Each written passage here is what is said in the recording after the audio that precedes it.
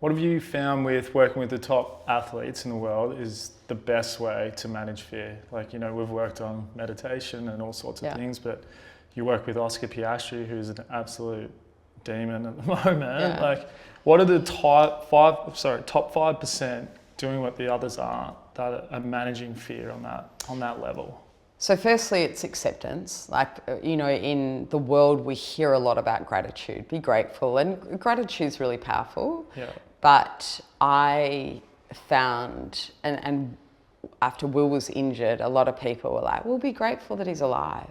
And I'd be like, I'm not fucking grateful he's alive. Yeah. That I am just, and if I'm really honest, I don't know whether I thought Will being alive was the best thing for him or the family. Yeah. You know, he would be horrified to hear that, I think, but that was my own fear of, like, I just wanted the pain to go away. I didn't want me to feel the pain. I didn't want Will to feel the pain. And so perhaps if, you know, the outcome was different, none of us, we would feel pain of grief, but that felt like that had a distance to it. Eventually it would sort of be in the distance where this injury and pain was going to be very real every day. That's what I felt. When people tried to help me by tapping into gratitude, I couldn't access that. And so I had to get really good at acceptance. And acceptance for me wasn't about one moment. It wasn't just one moment where I was like, okay, I've accepted this has happened to my child. Acceptance was something that I chose every single day. And it was like neutralizing the environment for me. It was like, okay, this isn't horrific, but it's not great. It just is. And what can I do now to move forward? So when an athlete is in that extreme level of fear, and their fear for an athlete is like fear of failure, fear of what people are going to think of them, fear of not getting the success that they want, having deep acceptance that I actually can't control the outcome is the first step in managing that fear. Acceptance that I can control my process, but I cannot control whether that beats that opposition or that gets the job done today. And that sounds easy. I'm telling you that really quickly, but that can be a lifelong practice in itself. Yeah. But you asked me what separates the top sort of 5%. That's not what separates the top 5% in my eyes. A lot of athletes can reach that acceptance, and I can't control it.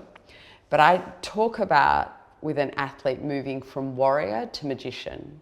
And it's like a lot of athletes reach that space of being a warrior, you know, where they go out to battle and they're in their process and they're feeling the fear and they're moving through the fear and they're controlling what they can control and they're working really hard at that. That's a warrior to me. And they're great. They're like elite, they're amazing. But then there's an athlete that moves from warrior to magician. And the magician is the athlete, or it's the human, who has this deep belief that it's all working out perfectly for me. Yeah. And it's like, it's just, and I don't actually know what that is, and I don't need to know what that is. Some people it's like, it's just like, I don't know how this is going to play out, but I know, and that's an energy for them. I always felt so jealous of those types. Yeah. There was obviously, every time at every football club I played at, there was 2 or 3 of them people, and you're just like, man, what is it? Yeah. Like, there is something about you that either doesn't give a fuck, or just has this innate mental toughness that is just... Yeah, and it's not giving a fuck, because they do give a fuck. And it's cellular. It's like this it's like I just so know with every fibre of my being that this is working out for me. Yeah. But they also have no attachment to what that looks like, and they don't need it to look a particular way. And that's when they just drop into complete flow.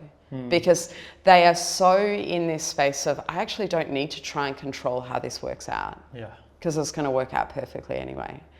And that is the top 5. It might not even be the top 5%, to be honest. It's like the top 1%.